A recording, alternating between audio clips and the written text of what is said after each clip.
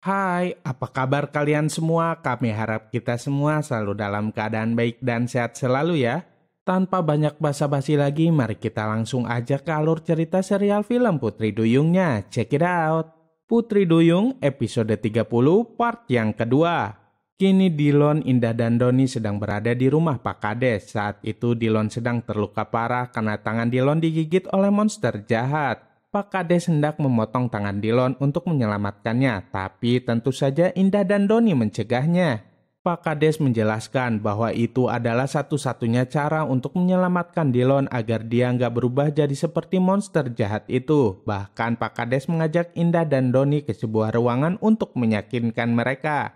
Di ruangan itu banyak sekali orang yang sudah berubah menjadi monster. Mereka semua sudah menjadi mayat hidup. Meski demikian, Indah nggak setuju dengan keputusan dari Pak Kades itu. Indah pun segera pergi untuk menyemangati Dilon.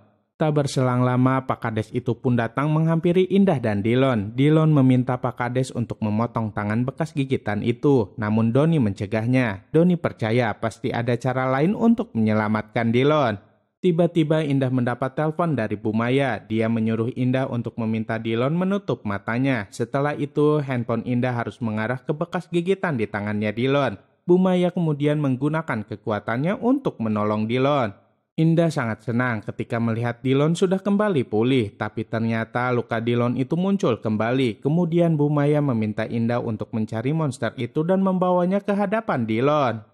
Di tempat lainnya, Astrid dan Andi masih bersama dengan anak kecil dan kakaknya yang bernama Nino. Tak berselang lama, kakak dari anak kecil itu pun berteriak kesakitan.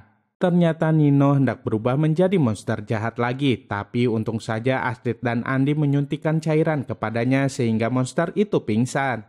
Kemudian Indah, Doni, dan Dilon datang menghampiri Astrid. Indah mengatakan jika Dilon sudah terkena gigitan monster itu, Dilon gak bisa disembuhkan jika monster itu juga belum sembuh.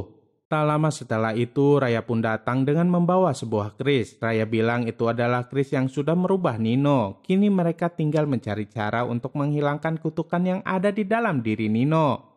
Seperti biasanya, Ratu Duyung Maya memberitahu mereka jika mereka harus menghancurkan keris pusaka itu, tapi hanya Nino yang bisa melakukannya. Namun mereka bingung bagaimana caranya, karena jika Nino berubah menjadi monster, Nino akan mengamuk dan menyerang mereka semua. Bu Maya kemudian memberikan mereka sebuah ramuan yang bisa mencegah Nino untuk berubah menjadi monster. Namun ramuan itu hanya bisa bertahan dalam waktu 3 jam saja, maka dari itu mereka nggak punya banyak waktu. Tanpa menunggu lama, mereka pun segera memberikan ramuan itu kepada Nino. Setelah Nino sadar, mereka memberitahu Nino jika keris itulah yang sudah merubah Nino menjadi monster. Untuk menghilangkan kutukan tersebut, Nino harus menghancurkan keris itu. Kemudian Nino mencoba untuk menghancurkan keris tersebut, tapi bukannya kutukan itu hilang, Nino malah berubah kembali menjadi monster. Indah dan yang lainnya sangat ketakutan, tapi untungnya monster Nino itu malah pergi menjauhi mereka. Singkat cerita, Indah dan yang lainnya sudah berada di desa, tapi saat itu keadaan sangat kacau. Para mayat hidup itu mulai menyerang para warga.